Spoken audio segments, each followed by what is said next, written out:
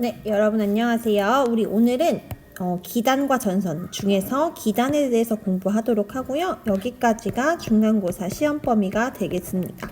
우리 전선은 그 뒤에 중간고사 끝나고 나서 수행평가 부분에 들어가기 때문에 이후에 따로 설명하도록 하겠습니다. 자, 기단은요. 기는 공기고 단은 집단이라고 생각하면 돼요. 우리가 뭐 하나의 집단이라고 얘기하잖아요. 뭔가 뭉쳐진 단체라는 뜻이에요. 그래서 기단은요, 일단 넓은 범위예요. 얼마나 넓냐면 거의 국가 이상의, 거의 몇 국가들이 합친 그런 굉장히 큰 범위에 걸쳐서 공기도 그 성격이 비슷한 애들끼리가 있어요. 성질이 비슷한 애들. 뭐가 비슷하냐면 기온이랑 습도, 따뜻하고 차가운 정도 또는 습하고 건조한 정도가 비슷한 애들끼리 뭉쳐져 있는 거야. 비슷한 애들끼리 대규모로 뭉쳐져 있는 덩어리를 우리는 기단이라고 합니다. 근데 이 공기 덩어리가 이렇게 성질이 달라지게 된 이유는 처음에 이 공기가 어디서 만들어졌냐에 따라 달라요. 즉 발생지에 따라 달라지게 됩니다. 그래서 이 발생지가 어디냐에 따라 달라지게 되는데 밑에 선생님이 표로 한번 정리를 해봤어요. 우리가 선생님이 지구를 그려서 딱 반으로 나눈 그 선을 뭐라고 한다고 했죠? 적도라고 한다고 했는데 이 적도를 기준으로 이 적도 부근은 저위도라고 했고 극지방을 고위도라고 한다고 했어요. 그리고 우리 이 위도는 이 위도에 따라 우리가 기온이 좀 달라진다고 했습니다. 저위도의 경우에는 태양 복사 에너지를 수직으로 받기 때문에 굉장히 온도가 높다고 했어요. 고온이라고 했어요. 마찬가지로 이 지역에서 생긴 공기들은 온도가 높은 공기들이 있습니다. 또는 온난이라고도 표시하기도 해요. 자, 그 다음에 고위도는 극지방이기 때문에 공기 자체도 굉장히 차가워요. 저온이고 또는 한랭이라고도 씁니다. 자, 그 다음에 우리가 대륙과 해양으로도 구별할 수 있어요. 우리 대륙 쪽은 우리가 흔히 건조하다는 표현을 쓰죠. 건조하다. 해양은 우리 바닷가만 가도 공기가 다르잖아요. 습한 공기들이 있죠. 다습이라는 표현을 쓸게요. 습도가 높다, 습도가 많다 이렇게. 이런 식으로 어디에서 만들어지냐에 따라 달라지게 됩니다. 네, 이 특징을 알고 이제 우리나라가 중요하니까 이제 우리나라를 기준으로 봤을 때 우리나라 주변의 기단을 한번 살펴볼게요. 일단은 지역 이름을 따서 우리가 기단의 이름을 정하게 되는데 우리 이쪽 러시아, 시베리아 이쪽 그래서 우리가 여기를 시베리아 쪽에서 만들어진 기단이라서 시베리아 기단이라고 불러요. 네, 이쪽을 시베리아 기단. 시베리아 기단을 보니까 이 러시아 쪽 가까이에 있고 대륙 쪽에 있네요. 자, 그 다음에 이쪽 이렇게 일본 위쪽에 있는 이곳에 있는 바다 이름이 오호츠크해라는 곳이 있어요. 바다 이름이 오호츠크야. 그래서 오호츠크해 기단이라고 부르게 됩니다.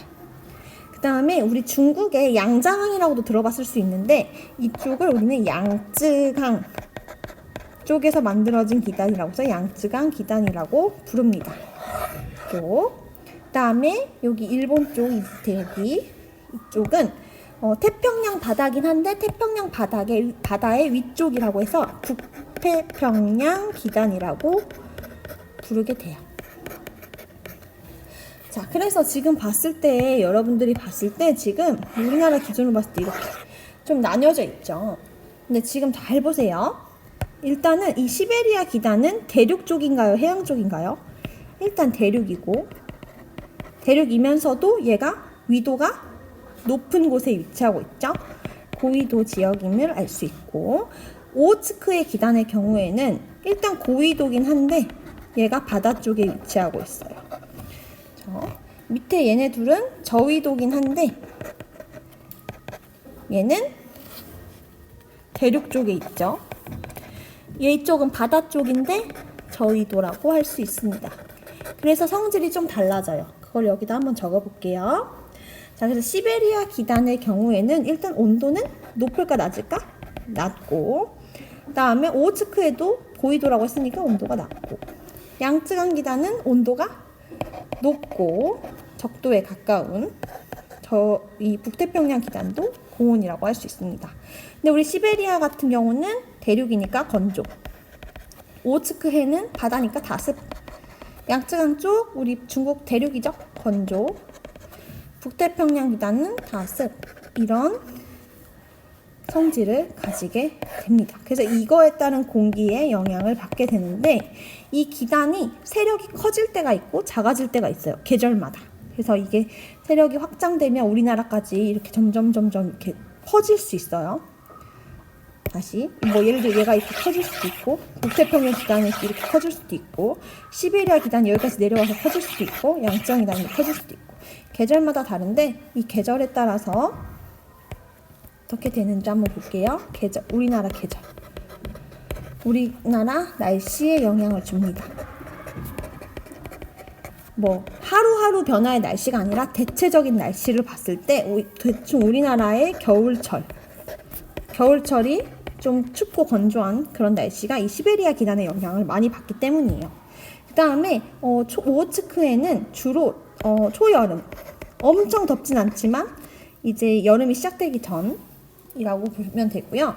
고온 건조한 이곳은 봄, 가을.